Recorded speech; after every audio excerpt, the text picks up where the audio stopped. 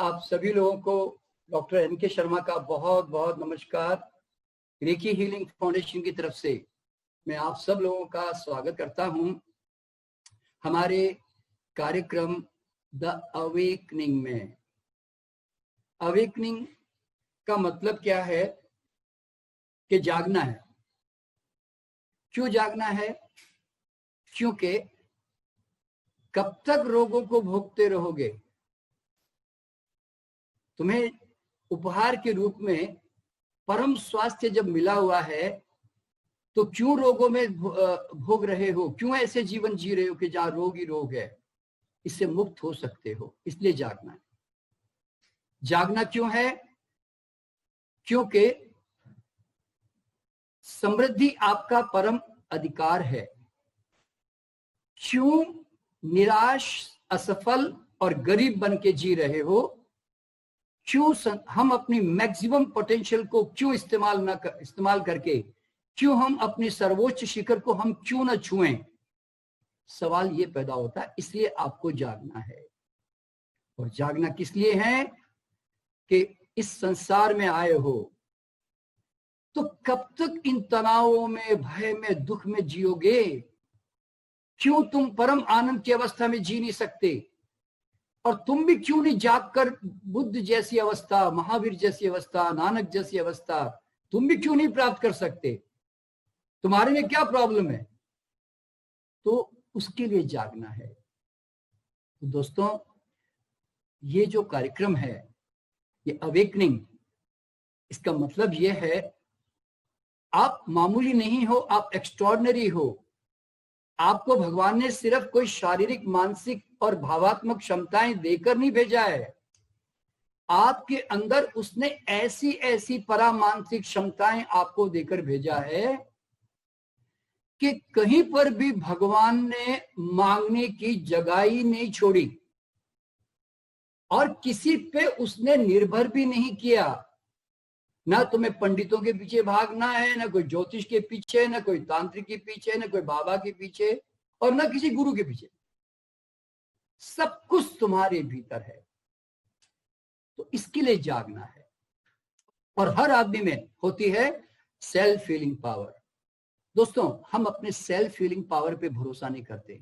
आपको जानकर के हैरानी होगी कि अगर मैं सारी दुनिया की जितनी चिकित्साएं हैं ना, दवाएं, treatment, naturopathy, homeopathy, allopathy, any herbal, Ayurvedic, कोई भी दुनिया की दवा ले लो, ये सब किसके ऊपर काम कर रही मालूम है? सेल्फ हीलिंग पावर के प्लेटफॉर्म पे डांस कर रही है। अगर मैं सेल्फ हीलिंग पावर का ये प्लेटफॉर्म निकाल के फेंक दूं तो सारी दवाएं तुम्हारे लिए बिल्कुल एकदम बेकार हो जाएगी, कोई काम की नहीं होगी। क्योंकि जब तुम्हारी बॉडी रिएक्ट ही नहीं कर सकती तो तुम्हारी दवाएं क्या काम की?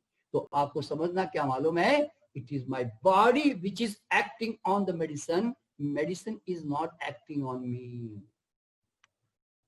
हंटर नहीं घोड़े को चला रहा है, ध्यान रखना। घोड़े की ताकत उससे अपने अंदर से बाहर ला रहा है। तो आप जब भी दवा खाते हो, ध्यान रखना, आप जब भी दवा खाते हो तो आप अपने ही फिक्स्ड डिपॉजिट में से अपने ही पैसे बाहर निकालकर आप थोड़े देर का रिलीफ जरूर लेते हो, लेकिन तुम धीरे धीरे कंगाल हो रहे होते हो। ये भी ध्यान में रख लेना। इसीलिए अगर तुम्हें सेल्फ हीलिंग पावर पे भरोसा नहीं है कि परमात्मा ने जब तुम्हें पैदा किया, हर जानवर में, हर प्राणी में उसने इतनी शक्तिशाली सेल्फ हीलिंग पावर भरी कि यही जो पावर है जो तुम्हें रीजनरेट करती है, तुम्हें सर्वाइव करती है, तुम्हें मेंटेन करती है, तुम्हारी देखरेख करती है, तुम्हें इकोनॉमिकली सर्वाइव करने में मदद करती है, और तो ये तुम्हें बीमार नहीं पड़ने के लिए स्ट्रगल करती है, तुम्हें लंबे समय तक, दीर्घायु तक ले जाने का प्रयास करती है।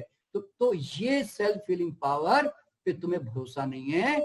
तुम क्या सोचते हो? बीमार पड़ गए, डॉक्टर के पास जाओ, बीमार पड़ गए, डॉक्टर के पास जाओ, दवा खाओ, दवा खाओ।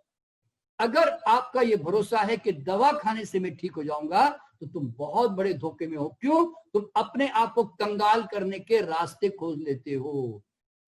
तो इसीलिए मैं दवाओं का विरोधी नहीं हूं, ध्यान रखना। एलोपैथिक साइंस हो के होम्योपैथी हो के आयुर्वेद हो, ये सब अच्छे विज्ञान है। मानव ने इसकी खोज करके बहुत सारी इसमें मतलब इसको स्टैब्लिश किया है। तो इनका उपयोग कितने दिन, भाई तकलीफ में हो 2 दिन 3 दिन, बाद में छोड़ो ना। दवाएं कोई लाइफस्टाइल होनी चाहिए क्या? तो इसीलिए दवाओं का वाइज उपयोग होना चाहिए और अपनी शारीरिक क्षमताओं पे भरोसा होना चाहिए। इसीलिए देखिए, मैं तो मेरे जीवन में तुलसी का पत्ता भी नहीं खाता। क्यों?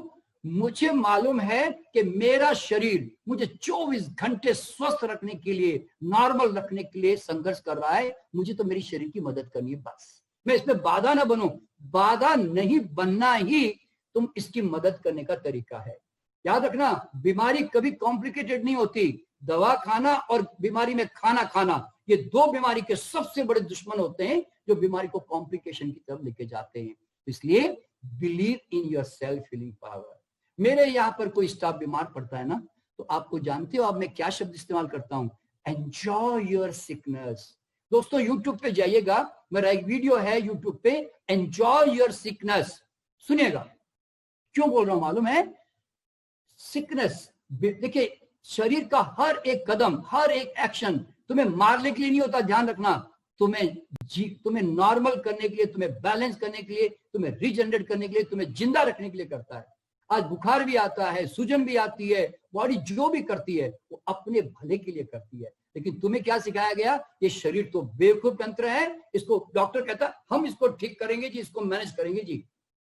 ये जो भाव है ना, ये आपको हमेशा शरीर का विरोधी बना के रखती है। तो मेरा कहने का मतलब क्या है? इस ब्रह्मांड के अद्भुत क्रिएशन के ऊपर भरोसा करो भाई। ये तुम्हारा शरीर कोई मामूली यंत्र नहीं है। इसको मंदिर की तरह ट्रीट करो, कूड़ेदान की तरह नहीं। तो सेल्फ हीलिंग पावर पे भरोसा करो और दवाओं को जहां तक हो सके अवॉइड करो, यानी तो इमरजेंसी में 1-2 दिन लेके खत्म कर दो। लाइफस्टाइल मत बनने दो।